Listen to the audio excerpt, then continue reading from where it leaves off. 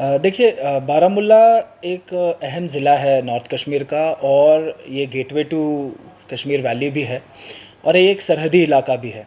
सरहद की वजह से यहाँ पर एक बहुत बड़ा चैलेंज जो हम फेस करते हैं पुलिसिंग के मद्देनज़र, वो है नारकोटिक्स स्मगलिंग का। नारकोटिक्स और वॉरलाइक स्टोर्स दोनों की जो स्मगलिंग होती है बड़े पैमाने पे, पाकिस्तान बेस्ड हैंडलर्स जो है वो अपने एजेंट्स के ज़रिए हमारे इलाकों में नारकोटिक्स पुश करने की कोशिश करते हैं, ताकि वो हमारे जवानों को, हमारी आने वाली नस्ल को जो है गुमराह कर सके। इस चुनौती का सामना करने के लिए बारामूला पुलिस ने एक मिशन मोड के तहत जो है पिछले 7 महीनों में तकरीबन 200 से ज़्यादा एफआईआर्स एनडीपीएस एक्ट में रजिस्टर किए हैं, जिसमें 305 ड्रग पेडलर्स को हमने आज तक जेरबंद किया हुआ है। इन 305 ड्रग पेडलर्स में 45 ऐसे ड्रग पेडलर्स हैं जो कि जिनको हम हार्ड कोर ड्रग पेडलर्स कह सकते हैं, हैबिचुअल ड्रग पेडलर्स कह सकते हैं, जिनकी जो एक्टिविटी का जो दायरा है वो बहुत ज़्यादा है, जो अपने साथ और 4-5 छोटे छोटे ड्रग पेडलर्स को भी चलाते हैं। ऐसे 45 ड्रग पेडलर्स जो है टॉप नॉच, उन पे हमने कार्रवाई की हुई है। साथ ही साथ 35 ऐसे ड्रग पेडलर्स जो आदतन है, जो बार बार ड्रग पेडलिंग में मुलव्वस है, उनके ऊपर पिट एनडीपीएस के तहत उनको बुक किया है, जो एक तरीके का पीएसए है, जो 2 साल के लिए प्रिवेंटिव डिटेंशन की जिसमें प्रोविज़न है।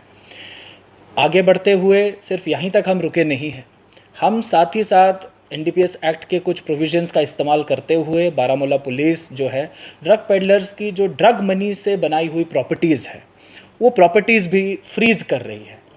आज तक 5 ऐसे केसेस में हमने जो है प्रॉपर्टीज़, जिसमें कि रिहायशी मकान, ज़मीन और बैंक अकाउंट्स और कुछ तो व्हीकल्स भी जो है हमने फ्रीज़ की है, जिसकी कुल मालियत तकरीबन 1 करोड़ रुपया है।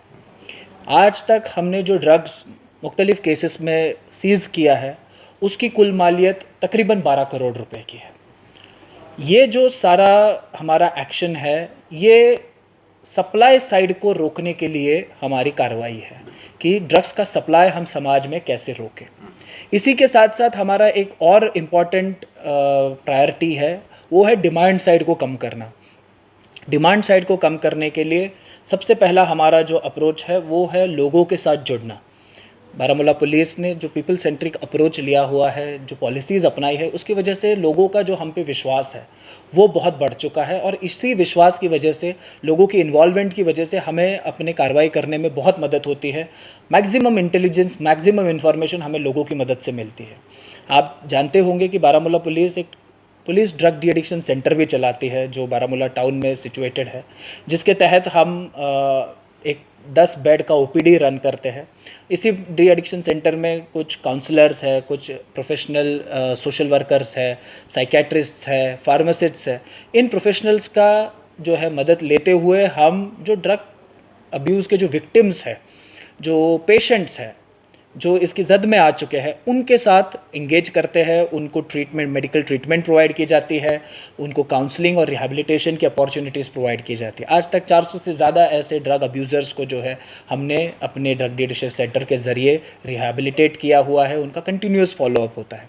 साथ ही साथ यूथ को इंगेज करने के लिए हम बारामूला में इस वक्त एक पुलिस पब्लिक लाइब्रेरी रन कर रहे हैं, स्टडी सेंटर रन कर रहे हैं, और आने वाले कुछ दिनों में हम शीरी में भी जो है एक नई पुलिस पब्लिक लाइब्रेरी का जो है इख्तिताम करने वाले हैं।